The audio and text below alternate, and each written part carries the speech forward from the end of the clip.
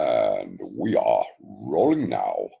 All right. Good evening. So, howdy doody. So let's introduce ourselves or each other.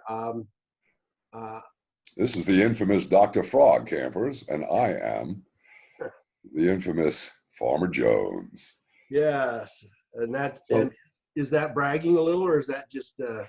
I don't know, man. We're being silly. Listen, we had a great chat last night because I wanted to talk with you about this idiocy of the election fraud. And as usual, we had this amazing discussion, but we didn't record it. So now we're going to do the, what should we call it? The subdued version? Only if you say so. All right. But you've done some killer research, so I'm looking forward to hearing what you've got.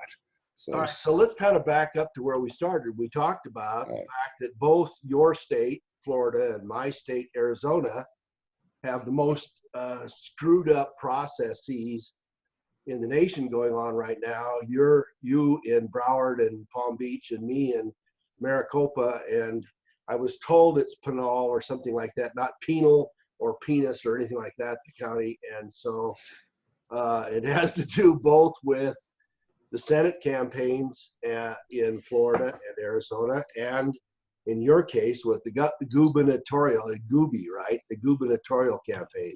And the Senate.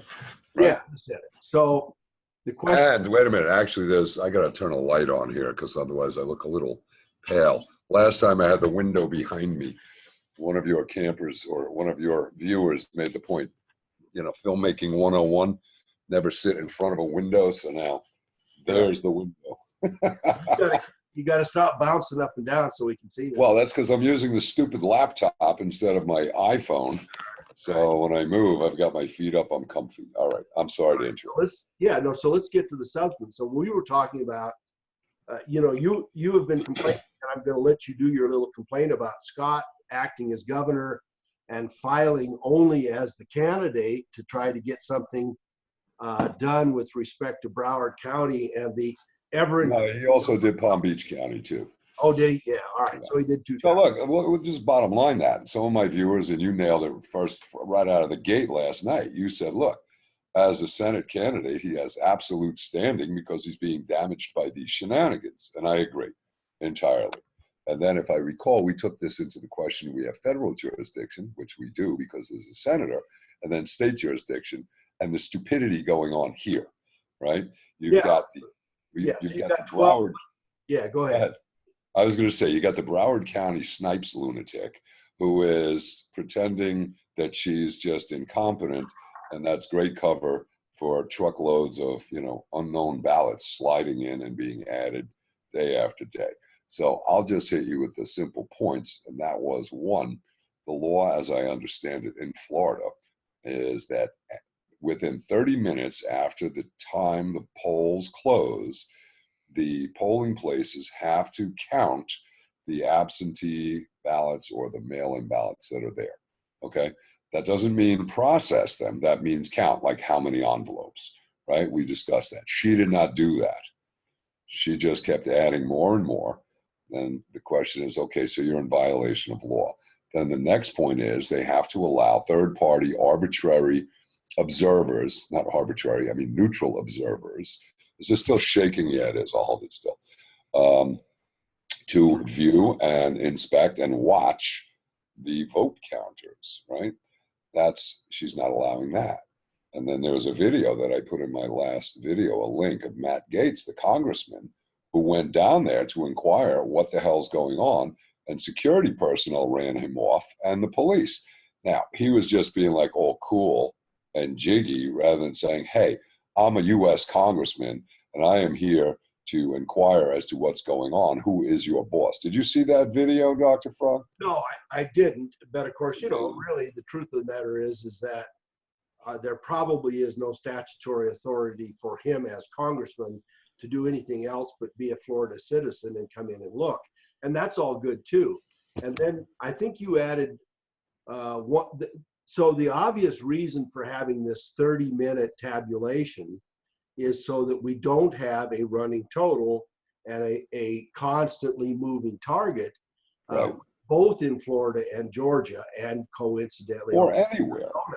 Well, but the three big states where this floating, ambiguous, ongoing, multiplying, festering The number, expanding ballot count. this constantly expanding ballot is in Georgia. I mean, the governor candidate, what's her name, Abrams, made some kind of comment like, "Well, no, the election's not over. I'm only $70,000 votes down.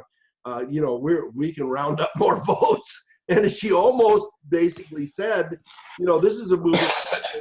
We're going to keep moving it until I win." And then you've got Broward and Palm Beach that both are playing with the totals. And what happened in Arizona is, we did the vote count into the night, and the vote count was moving, and then suddenly we got to about 3 o'clock in the morning or 2 or whatever it was, and we were at about 800,000 or 900,000 total votes.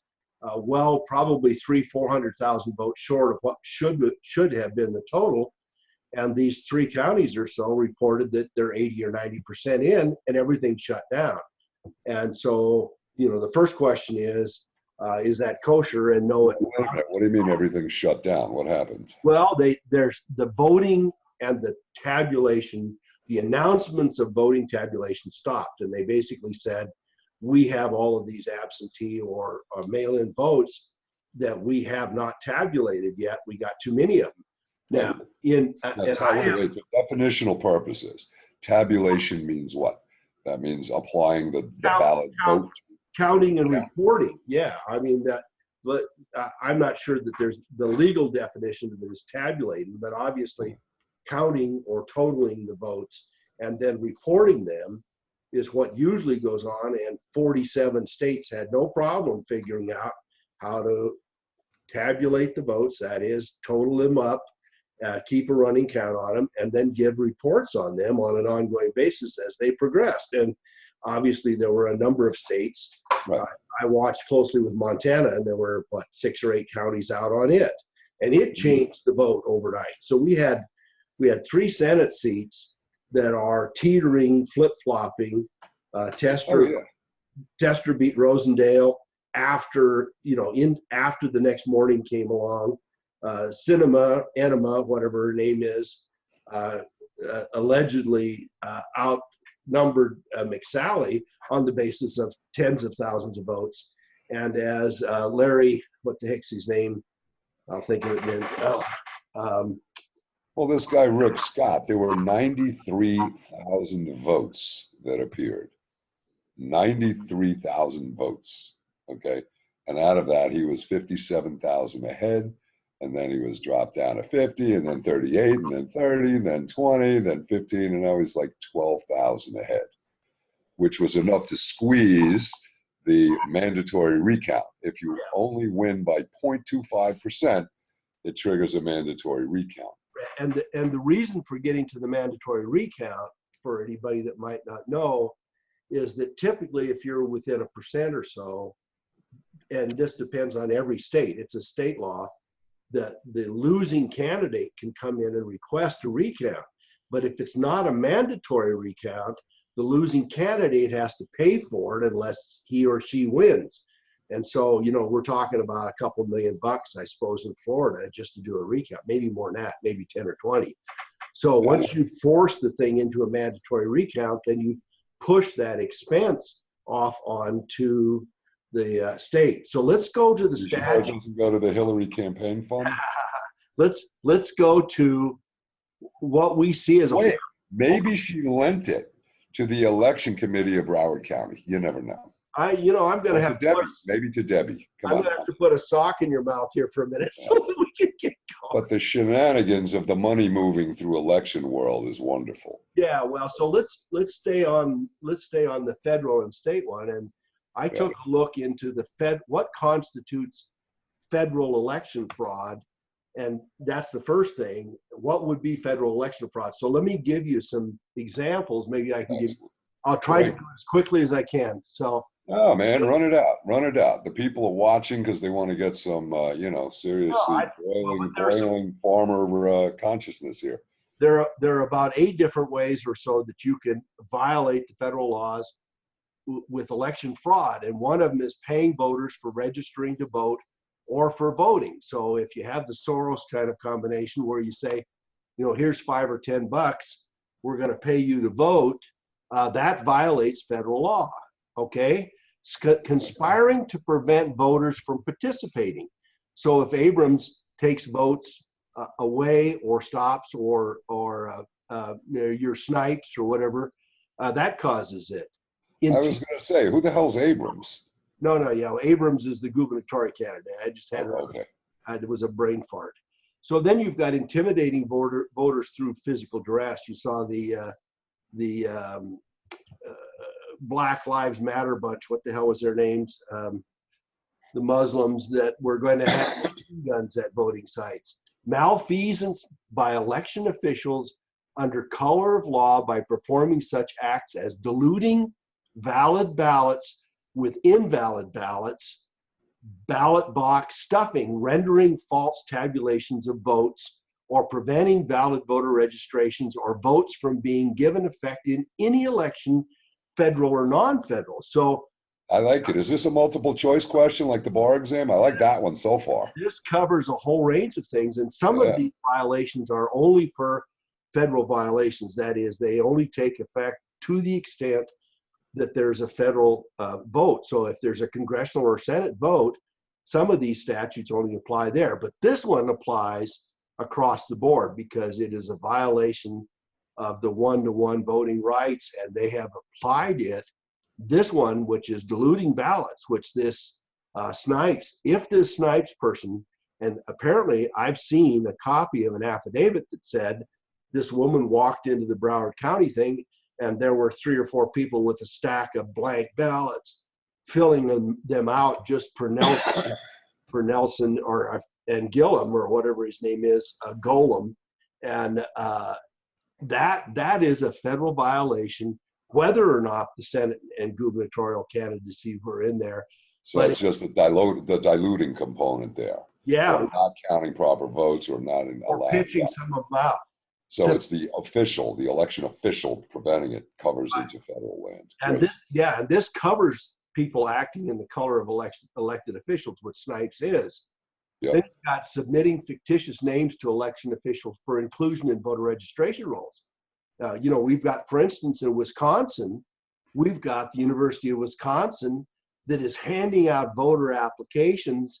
The one that I saw was to a Chinese student that came in and gave him his student ID and got a voter registration application. Now, as he pointed out, it said on it, you're not supposed to vote if you're not an American citizen, but he had already been given the official ballot, the official voting application, and that's a violation. And I think they've done that here too. They've got it where it's non-citizens have recorded votes.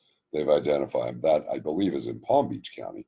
Not a lot, maybe one that they had confirmed, but technically that makes it a federal violation, right?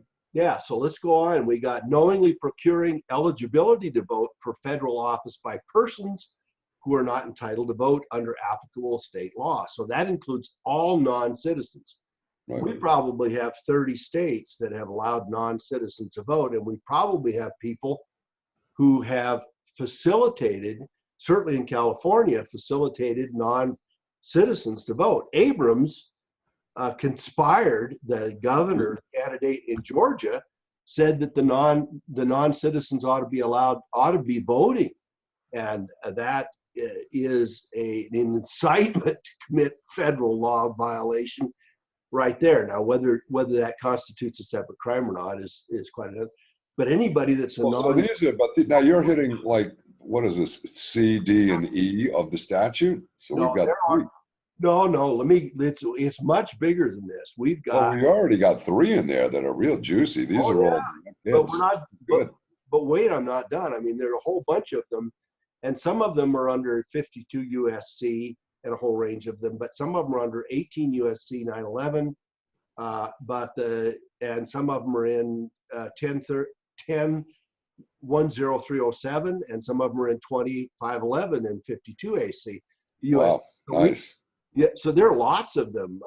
All federal jurisdiction, which means U.S. attorney can dive in on it, or the AG, correct? So Do you So want to run the whole list, man, let or me give, do you let want me to go give into you the a couple detail? more. Let me give you a couple more. All right. Providing false information concerning a person's name, address, or period of residence to qualify for voting is a federal violation. Causing the production of voter registrations that qualify alleged voters to vote for federal candidates that is materially defective. That would also get snipes and some of these others. Using mail or interstate wire facilities to obtain the salary or emoluments of elected officials. Let's see what else, if there's another one I want to point out. Do you have this in a document? Any way you can shoot that over to me later? Yeah, absolutely. I actually, what I've got is a 300-page manual produced by the feds that goes through all of the federal voting violations. Wow. And it also adds, and let's just point this out. So the next part of this is, these are criminal statutes. These are not civil violations. And the penalty is, the penalty is, you're in the penalty box. The envelope, please. $10,000 or 5 years in prison. Wow. This is not a slap on the hand. Right. Now tell me who's been prosecuted for it. But all right. Yet. There's a statute, right now they're in the middle of the fraud, so you can't prosecute them yet, right? Right. So now you also have, and I've taken a look at, you've got 97.012 of the Florida statutes that also have election fraud stuff and also provide for election fraud complaints to be filed under Florida law, right. Florida state law. Okay, let me just pause you 1 second. Yep. On the federal, where you're bringing people ineligible to vote, that doesn't mean they have to be foreigners. It could be somebody, say, like Gillum's brother that he brought down from Chicago and got him registered, and he voted in Florida a couple of years ago. That is a federal thing. So if you bring a busload of people down from Georgia into Florida and have them vote, whoever's facilitating that is guilty of this crime. And if others involved, would it qualify as a conspiracy? Anybody that participates in it, the bus driver is involved in is an accessory to the process. Yeah. If he or she knows that the purpose of the bus trip is to take illegal voters from Georgia and run them across the line into Tallahassee. I'm going to put this down. Every time you make me laugh, I'm shaking the camera. All right. So let's look at who prosecutes. All right. So advice to bus drivers without giving legal advice. If you're ever taking a load of people interstate, you have two choices. Either A, ask, are you going to do voter fraud? Or B, do not ask and have no knowledge of the purpose. Ignorance is bliss in this case. Yeah. So then the Florida statutes provide. Ignorance is a defense. It might be in that case. Yeah. You don't have motive. So then you've got the Florida statutes also provide that and this is true in Arizona, it's true in Montana and other states. Let me give you two pieces. The Secretary of State is typically the person who oversees the election stuff, and many states have an election bureau within the Secretary of State. They oversee the production of the ballots. They look at the initiatives and referenda. They write the stuff up, the pro and opposition. They keep track of the voter rolls, and they ultimately do the tabulation, county by county, precinct by precinct, of the voter election laws. And that is true in Florida, and I think it's true in Arizona. So the Secretary of State in Florida, for instance, I just happen to have the statute here, is the chief election official in that state. So tell me where this guy is. Now I'm going to tell you who he is. Oh, good. Yes, and his name is Ken Detzner. And Ken Detzner is the Secretary of State. Very handsome-looking, gray-haired guy. He is the incumbent Secretary of State. He is 66 years of age. He has been a Republican since 1984. He graduated Florida State University, and he's in charge of enforcing these laws.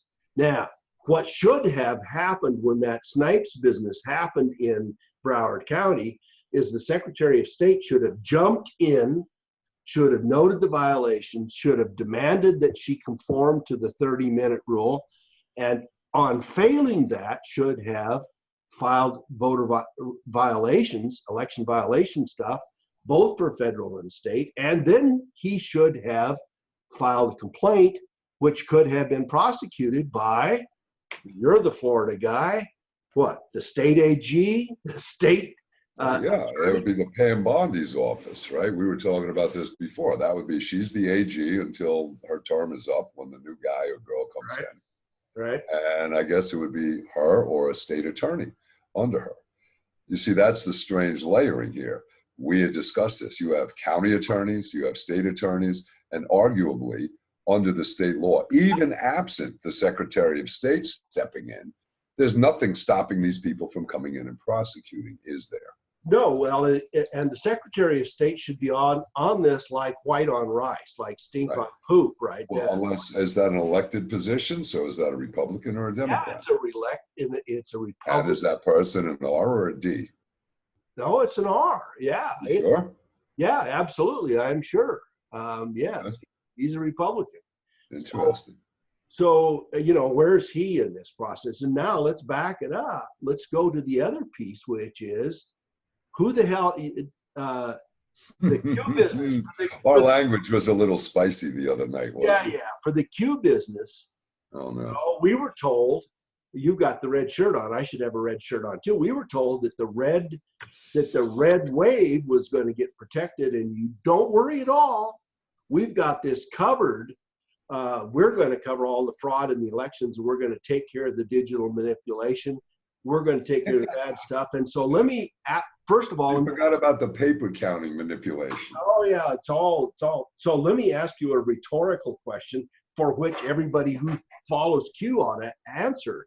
And that is, if you were going to pick the worst county in the United States that causes problems and that may flip an election to the detriment of a Republican candidate, and do so fraudulently as it has done on prior occasions going back 18 years, which county wins that award? Wait, that was a very complicated question. Could you repeat the question, please? You mean Broward County? Yeah, I mean Broward County.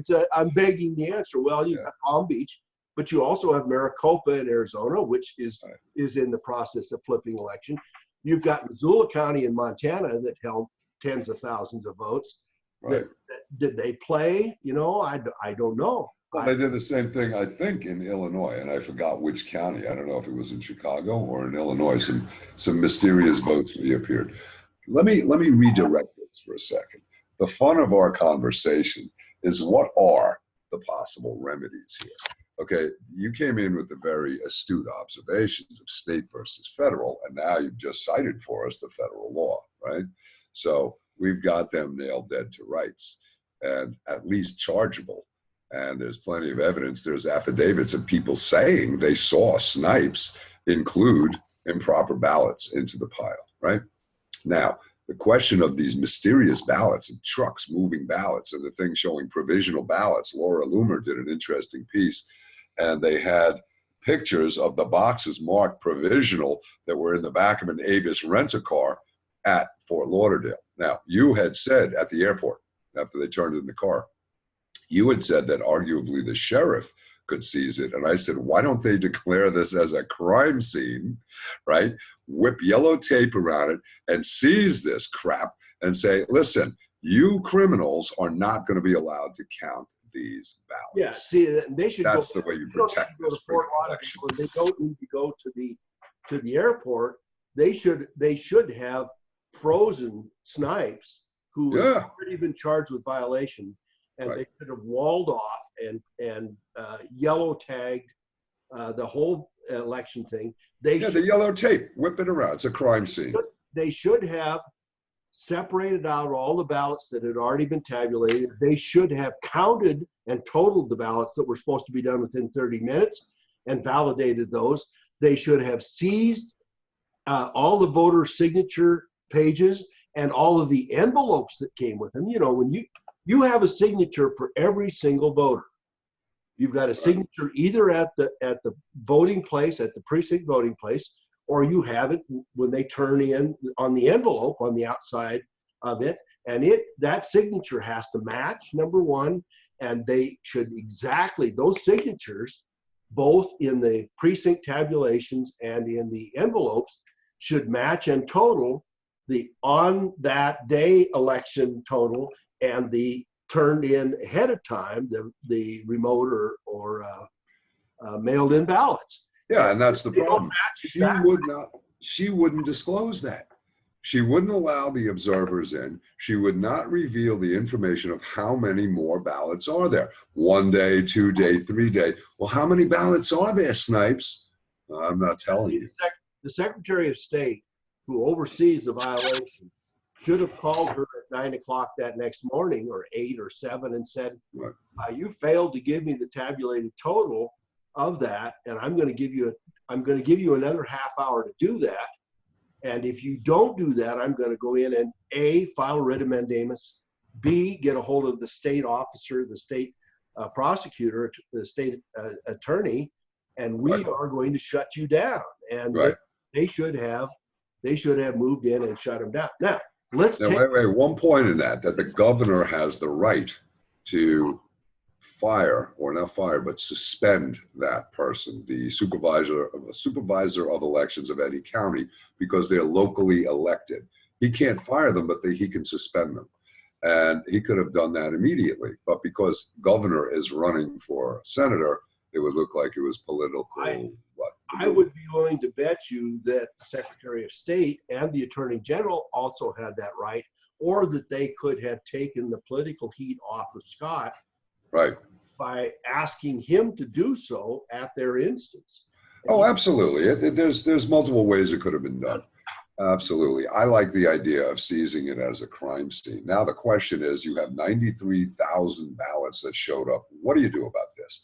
Let's assume it flips the direction the other way. I got to pull this window here. All right. Are we too dark? No, you're just right. All right. So let's shift. So what do you do about the 93,000 ballots? How the hell do we get this and get some integrity in this election? If you can separate out the provisional ballots and the mailed-in ballots, and you can match those to envelopes. If the envelopes that are there with signatures, if the signatures match the voter's name and signature, and if the total matches the number of mailed-in ballots, then you probably have some integrity. All right, so that's major, tedious work. Yeah, but it has to be done.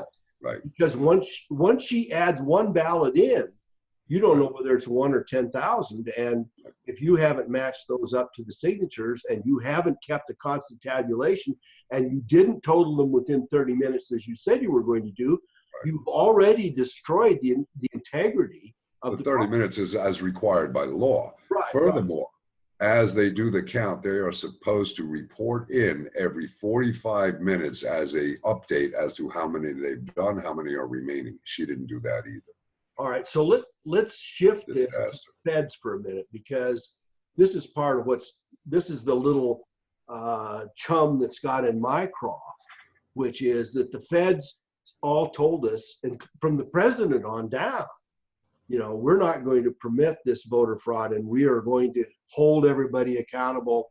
And the Q boys said, we've got this fixed ahead of time. Well, if you don't have it fixed in Broward, you don't have it fixed.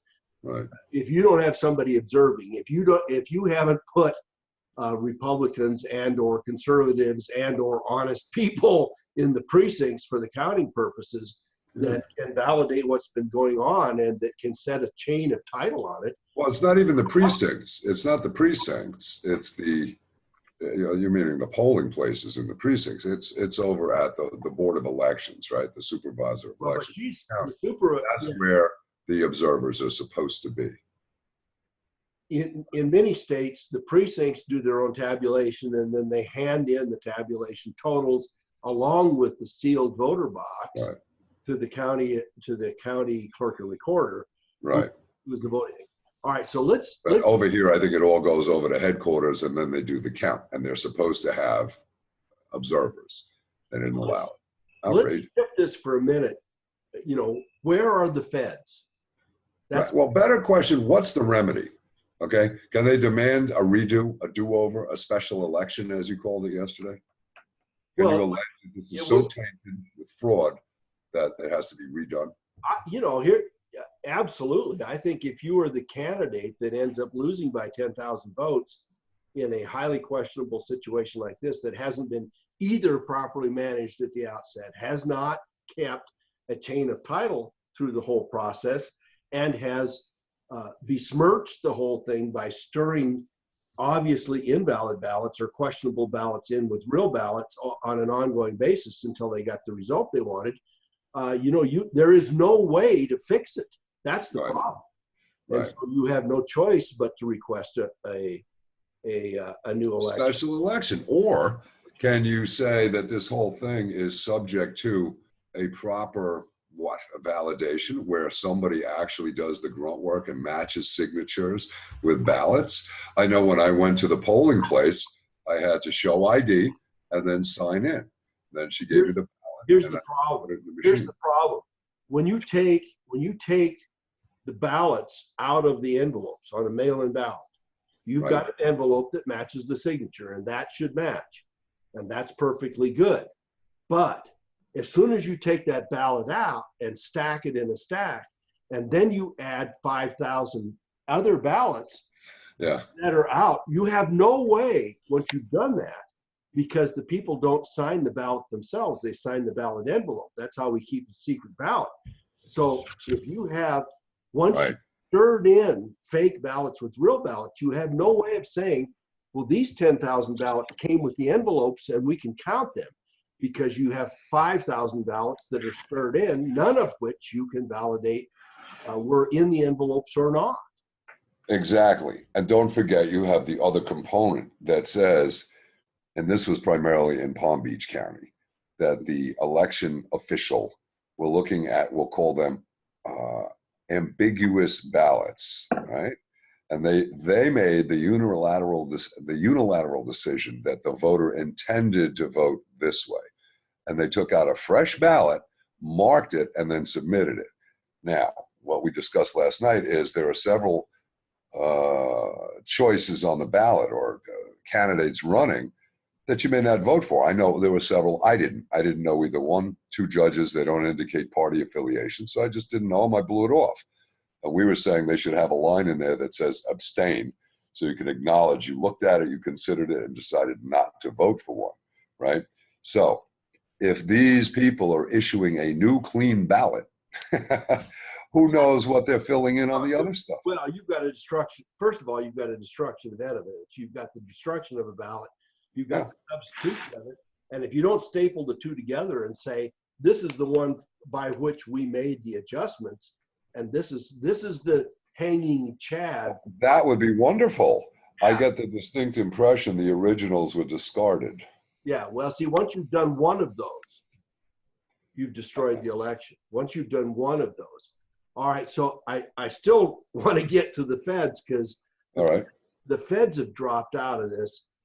You know, when you have federal voter violation, federal election violation, and you have that on multiple counts, as we have just gone through, there are 7 or 8 major violations, and those violations are not just state violations, and it isn't just the Secretary of State and the governor and the Attorney General and the state attorney that ought to be on it. This is a federal voter violation, and it violates the rights of all of us because it changes the representative, perhaps, that could be there from Florida or Arizona or Montana or Georgia. Yeah, right. And we all have a right to know that it's done properly. I mean, forget California and Cook County, Illinois. Forget those. I mean, those should be fixed. But the ones where it obviously matters are those the states I just mentioned. And there should be, we've got a new acting attorney general, right? And it was a bad transition to make, to have Sessions resign, fire, request his resignation the day after the election, because if in fact there was a chief attorney general, chief officer, AG officer, and there's a transition that somebody had to step in. I don't know whether Whitaker was on the ball the next morning or not, but the point of the matter is that these are federal violations, and the attorney general of the United States ought to have been on it like stink on poop right then. And there should have been, the FBI should have been involved, the DOJ should have been involved. They should have been working in coordination with those the Florida Secretary of State, for instance, in Broward County. And there shouldn't have been 6 hours that go by before the feds were in on it. And they had those federal violations and everything else that they could have done. And they could have seized all that stuff for federal violations and taped it off from the feds. Oh, good. The yellow tape? Yeah. I like the yellow tape. Where are these guys? Right. You know, it's... Listen, I agree. You're preaching to the choir here, but I haven't seen them move that fast on anything ever. So, well, but the problem ideologically, yeah, that's a great idea. See, the problem is... The question is, have they waived the right to continue the enforcement in a week or 2 or 3? And have they waived the right to disqualify that election and pull back whoever gets in under this fraudulent circumstance? Yeah, see, I don't think the federal statutes, at least not the criminal statutes, allow them to invalidate an election. But they could conceivably... Well, then what does it do? They could conceivably request... Uh-oh, you froze. Are you there? You froze. I'm doing fine. Hello, are you there? All right, well, let me go on from my own thing, and maybe this will come back, and that is that they could conceivably ask the Senate not to seat the person. So I think maybe I may have to stop recording on this, but we've covered most of this material. It looks like the farmer has frozen out. We might have enough bandwidth. I hope this has been a discussion that has been worthwhile to everybody. The farmer and I had a discussion about this a couple of times, and the idea was to get to you the operational impact of what's wrong, how long it's been wrong, how it has worked the way it has, and what could and should have been done by state and federal officials to correct the process. So I hope this has been a helpful discussion, and we'll see if we can get it posted shortly. Thanks so much for watching.